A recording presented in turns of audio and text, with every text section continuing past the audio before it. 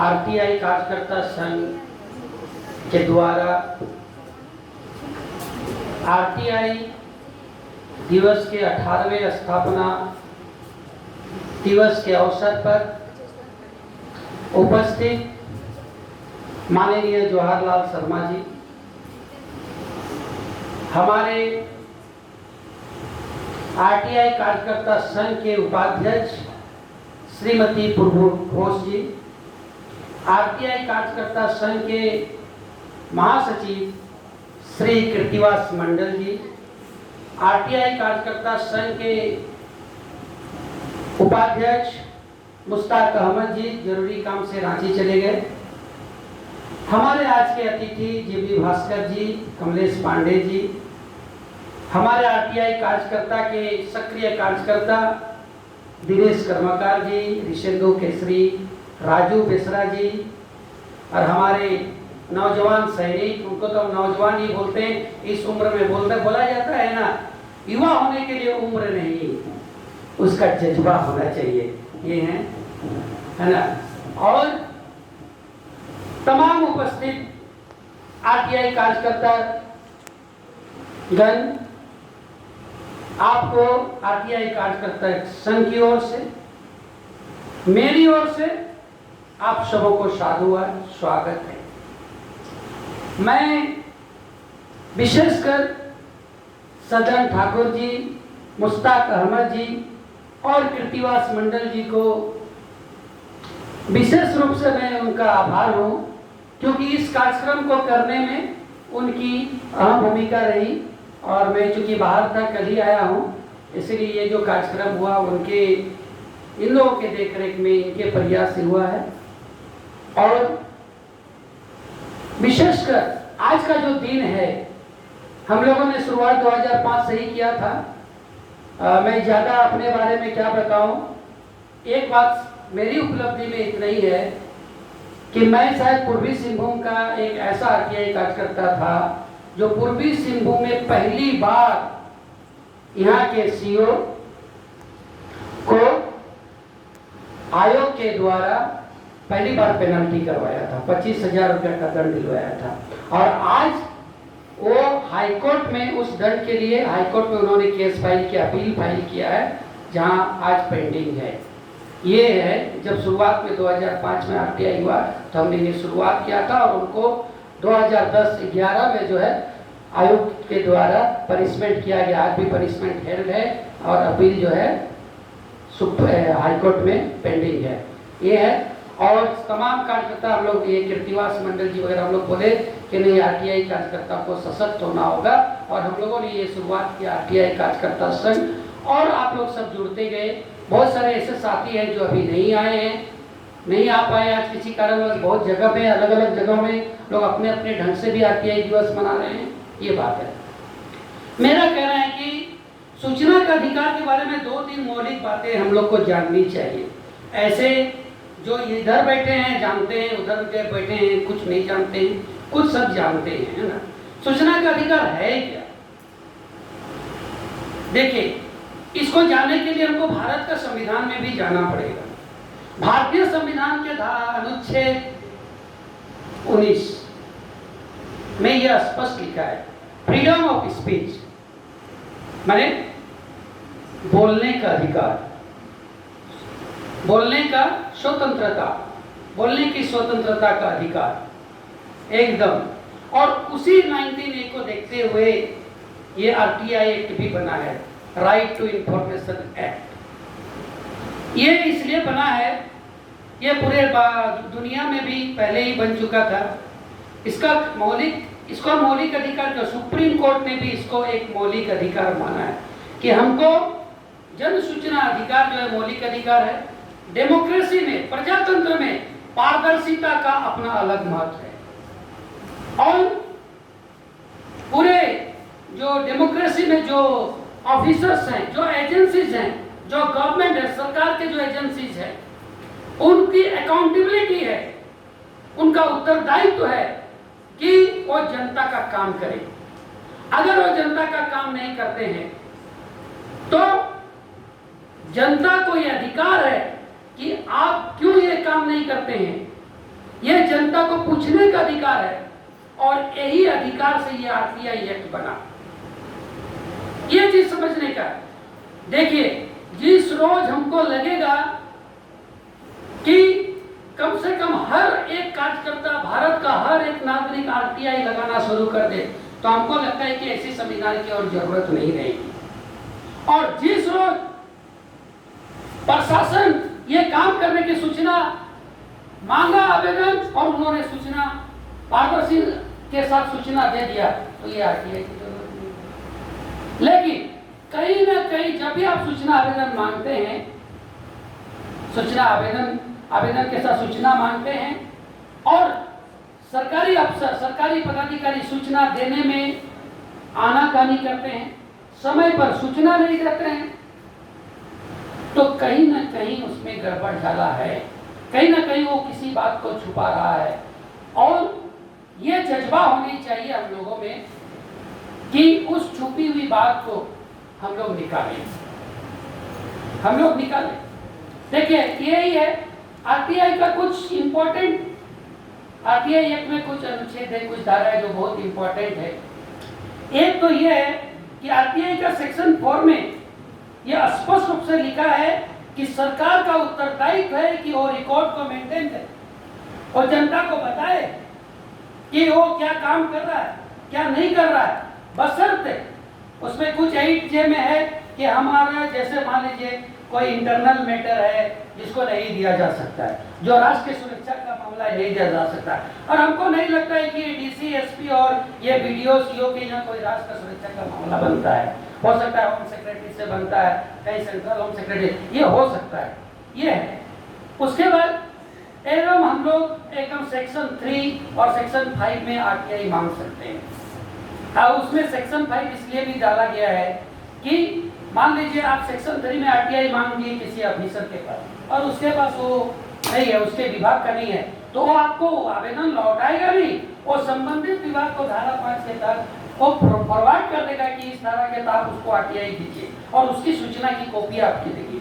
और यहाँ central government का जो जन सूचना पदाधिकारी होता है, वो उसमें एक चीज नीचे में लिखता है कि आप अगर सूचना से संतुष्ट नहीं होते हैं तो आपका प्रथम अपीलीय पदाधिकारी फलना है, आप उसके यहाँ जाकर के अपील दायर कीजिए। लेकिन यहाँ सिंहभूम में या झारखंड में जो जन सूचना अधिकारी हैं वो अपीलीय पदाधिकारी का नाम नहीं लिखते। हमने डीसी मैडम को, हम लोगों ने एक किया है, मेमोरेंडम दिया है कि नहीं, अगर सूचना देते हैं या नहीं देते हैं तो आप सूचना अधिकारी का, अपीलीय पदाधिकारी का नाम भी बताइए। ये है, ये है। सेक्शन 19 जो है, सेक्शन 19 में आपका अपीलीय पदाधिकारी अपील करने का अधिकार है सेक्शन 19 के तहत, ठीक है। 3 टायर सिस्टम है।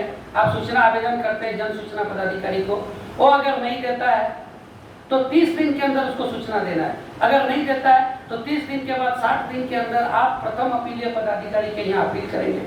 अगर वो अपीलीय पदाधिकारी 60 दिन के अंदर कोई काम नहीं करता तो 60 दिन से 90 दिन के अंदर में आप द्वितीय अपील फाइल करेंगे जन सूचना आयुक्त के यहाँ, ठीक है। ये आपको, ये मोटा मोटी जो आरटीआई एक्ट में मिनिमम ये चीज है जो आपको करना है।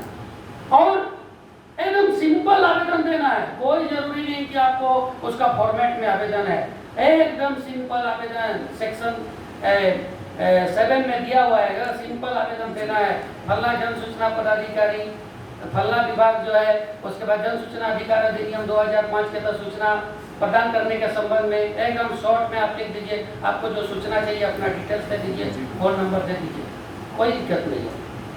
जब अपील में आप जाइएगा तो उसमें एक एफिडेविट देना पड़ता है, सत्यापन देना पड़ता है कि जो हमने अपील में मांगा है वो मेरे लिए सही है। ये सारी बातें हैं। इसके बाद ये तो जन सूचना चुनौतियां हैं, बहुत चुनौतियां हैं। हमारे सैनिक साहब ने कहा कि सुरक्षा का मामला है। आपको ये बता दें या जानकारी होना चाहिए, पूरे देश में कम से कम 300 आरटीआई कार्यकर्ताओं को परेशान किया गया है, हरासमेंट किया गया है। एक मीडिया रिपोर्ट के अनुसार प्रशासन हरासमेंट करती है, पुलिस हरासमेंट करती है, ठेकेदार हरासमेंट करते हैं। और आज ये जब से आरटीआई लागू 18 साल में करीबन 60 से ज्यादा लोगों का मर्डर हो गया है। आप मीडिया रिपोर्ट के हवाले से 5-10 लोग सुसाइड कर रहे हैं। लेकिन ये जज्बा जो है हम लोग को बनाए रखना है। ये सारी चीजें हैं जिसको लेकर के हमें ये कहना है कि हम झुकना नहीं है। ये भी एक प्रकार का आंदोलन है। जिस तरह से देश को आजादी करने के लिए लोगों ने आंदोलन किया, सेक्रीफाइस किया, कुर्बानी दिया, आज देश में एक पारदर्शिता सरकार बनाने के लिए, पूरे देश में पारदर्शिता लाने के लिए भी ये एक आंदोलन है। इस आंदोलन में हो सकता है कि आपको ये बता दें कि वर्तमान जो सरकार है, हम तो कोई बीजेपी, कांग्रेस, झारखंड मुक्ति मोर्चा से हमारा कोई लेन देन नहीं है, लेकिन इस कुछ भी हो, जनता के दबाव में, सुप्रीम कोर्ट के दबाव में कांग्रेस सरकार ने आरटीआई एक्ट बनाया था। वर्तमान सरकार इसको खत्म करने पर तुली हुई है। और आज आपको बता दें कि करीबन 23 मैंने अगर कहा जाए 2.5 लाख आवेदन, 2.5 लाख से ज्यादा आवेदन जो हमने सर्च किया है, 2.5 लाख से ज्यादा आवेदन सेंट्रल केंद्रीय सूचना आयोग और विभिन्न राज्यों के सूचना आयोग में पेंडिंग है। और झारखंड में 10,000 से ज्यादा आवेदन पेंडिंग है और यहाँ सूचना आयोग की नियुक्ति नहीं हुई है। एक बड़ी मजेदार बात है। अब क्या है कि अभी जब मामला आ गया हेमंत सोरेन का, राजभवन में मामला लटक गया, अब ये तो दे नहीं रहा, तो झारखंड मुक्ति मोर्चा जो भी सरकार है, उन्होंने सूचना आवेदन से मांगा, भाई हमको जानकारी दो। अब आप क्या करोगे? अगर राजभवन से सूचना नहीं मिलेगा तो प्रथम अपील करेगा, ठीक है, द्वितीय अपील तो सूचना आयोग में यहाँ ही करेगा। अगर वो वहाँ प्रथम अपील में कोई सूचना आयोग में, तो उसका भी मामला पेंडिंग हो जाएगा। इसीलिए इस सरकार को भी सोचना चाहिए कि आप जिस चीज का इस्तेमाल कर रहे हो उसके प्रति आपको गंभीरता बनाए रखनी। आप अगर गंभीरता नहीं बनाएंगे तो नहीं। मैं आपको बताता हूँ एक प्रैक्टिकल, बहुत सारे हम लोग का प्रैक्टिकल एक्सपीरियंसेस हैं। और अभी एक नाम नहीं बताऊंगा, एक बड़ा बाबू क्या है, रिटायर हो गया, अब उनको पेंशन रोक दिया। मेरे पास आए, बोला जो पेंशन रोक दिया, क्या हुआ? उसने भी सूचना मांगी, सूचना आवेदन मांगी, उनको टाल मटोल जवाब दे दिया। बोला देखिए टाल मटोल जवाब दे दिया। तो हमने कहा बड़ा बाबू आप भी तो वही करते थे, आप भी तो वही करते थे ना, जब आपकी बारी आई तो आप फंस गए। मतलब आप जो परंपरा बना के रखेंगे, हम जो परंपरा बना के रखेंगे, उस परंपरा का शिकार हमें होना ही होगा। यह बात प्रशासनिक पदाधिकारियों को भी, सरकार को भी समझ में आनी चाहिए। चाहे जो भी सरकार हो, एक गलत परंपरा है कि आप सूचना नहीं देंगे, आप सूचना को छिपाएंगे, आप समय पर सूचना नहीं देंगे। आखिर आप सूचना अधिकार अधिनियम का आपको पालन करना है, यह आपके अकाउंट आपका उत्तरदायित्व है। और यही हमारी लड़ाई है। और इस लड़ाई में हो सकता है कि हम 1-2 बातें कहना चाहेंगे आप सबों को कि आप डरिए मत। हो सकता है कि मरना पड़े, हो सकता है कि जान गंवाना पड़े, हो सकता है कि हम लोगों को बहुत मुसीबतों का सामना करना पड़े, लेकिन किसी ने जरूर कहा है कि खुद को चट्टानों की तरह इतना मजबूत बनाओ, खुद को चट्टानों की तरह इतना मजबूत बनाओ कि जिंदगी में आने वाला हर तूफान आपका कुछ भी बिगाड़ ना सके। आरटीआई कार्यकर्ताओं को ऐसा बनना होगा। आप किसी का भरोसा मत कीजिए, हो सकता है कि कल मैं आपका साथ नहीं दूं। अपने आप में इतना आत्मबल पैदा करो, अपने आप में वो कॉन्फिडेंस पैदा करो कि हम लड़ाई लड़ सकते हैं। जिस रोज भारत का हर नागरिक का, आरटीआई कार्यकर्ता संघ का, हर एक आरटीआई कार्यकर्ता का दिल में यह आत्मबल जाग जाएगा, उस रोज सोचिए कि हमारा जो लड़ाई है सफल है। ये एक संघर्ष है और ये जीत होगा हम लोग का। को सामना करना होगा। अगर बहुत लोग हम सुनते हैं, अरे यार वो दे नहीं रहा है, आप लड़ो, जज्बा है। आज 8,000 10,000 केस पेंडिंग है, कल 20,000 केस पेंडिंग होगा, लेकिन आप सही समय पर अपना अपील ड्यूटी अपील फाइल करो। सरकार आज नहीं तो कल वो तो यही करेगा ही ना, उसको सूचना आयुक्त की नियुक्ति करनी होगी। अब सरकार को भी समझ में आ रहा है ना कि सूचना का अधिकार क्या है। आप भी तो सूचना का अधिकार का इस्तेमाल कर रहे हो। आज बड़े आप देखिए यहाँ पर बहुत सारे एमएलए साहब भी हैं, सरयू राय वगैरह सूचना का अधिकार का उपयोग करते हैं। हम लोगों ने भी सूचना का अधिकार उपयोग किया है। एक केस बेसरा जी ने फाइल किया है, उसमें वो सुदेश महतो के में उन्होंने आरटीआई में जो सूचना किया, सरयू राय वगैरह मिल करके एक कमेटी बनी थी, है ना, और उसमें क्या किया, वो सूचना का अधिकार से 3-4 गायब ही विधानसभा कमेटी का गायब है, 3-4 पेज ही गायब है सर। इसके बावजूद भी उसमें हम लोगों ने पीआईएल फाइल किया है वहां पर। आज चल रहा है, आज उस पर बात हो रही है। आज नहीं तो कल, देर हो चाहे सवेर हो, हमारी बात उसको सुननी होगी, क्योंकि हम सच्चाई के रास्ते पर हैं। और एक बात हम कहना चाहेंगे, हम सुन रहे हैं, हम जान रहे हैं कि बहुत सारे हमारे ऊपर क्या बोलते हैं उसको, आरोप भी लगते हैं। हम ये नहीं बोलते हैं कि सारे आरोप झूठे हैं, हम इसको ये नहीं बोलते, हम ये नहीं बोलते हैं कि हमारे सभी आरटीआई कार्यकर्ता बहुत ही ईमानदार हैं, इस पर भी हम नहीं चाहते हैं। लेकिन हम एक बात पर विश्वास करते हैं कि आरटीआई कार्यकर्ता अगर आरटीआई लगाता है तो एक हिम्मत का काम करता है। वो अपने गांव में जाए, हर एक को बोले वृद्धा पेंशन अब आवेदन क्या है, हाँ नहीं मिला, 10 रुपए का पोस्टल ऑर्डर, अगर आपके पास बीपीएल कार्ड है, गरीबी रेखा से कार्ड डाल दीजिए, फिर आप बोलिए कि मेरा वृद्धा पेंशन क्यों नहीं हुआ, उसको जवाब देना है। हर नागरिक को समझाना है।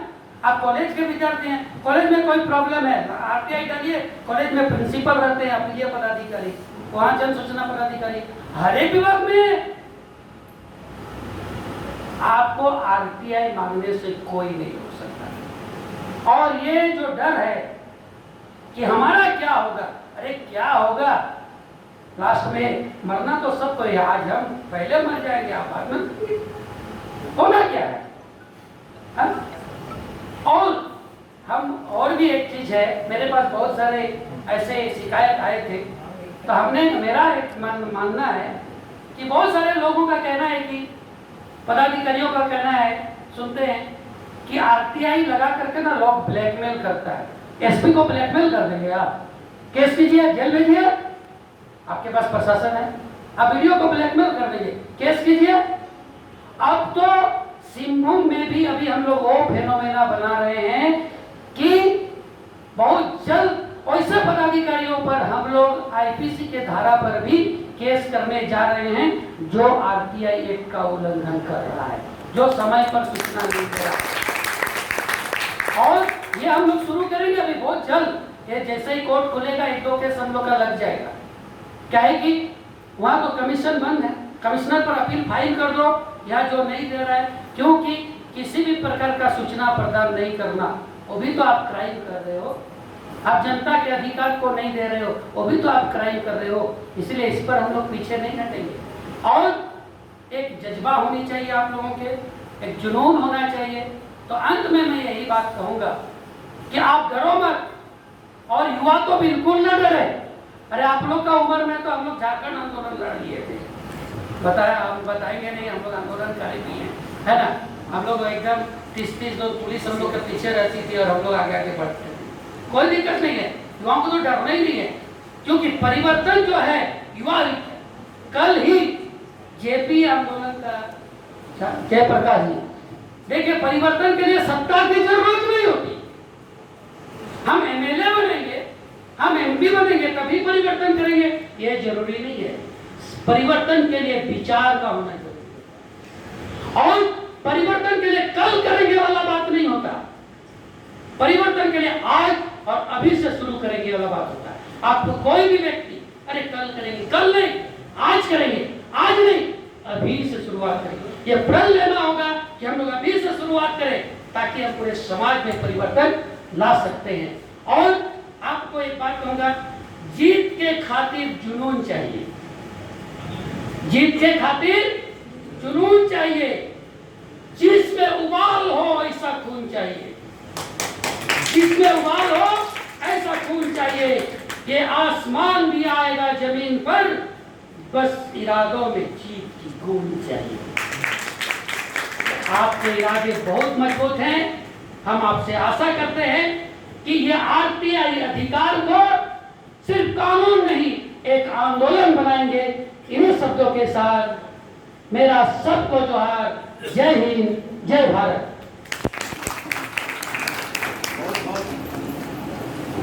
बहुत बहुत धन्यवाद दिल बहादुर जी। इसी बात पे ए कलम जरा रुक, ए कलम जरा रुक, तेरा क्या सिला है, तेरे नोक के नीचे मेरा महबूब छुपा है। तो मैं माननीय जवाहरलाल शर्मा जी से आग्रह करूंगा कि आए और हम लोगों को अपना आशीर्वाद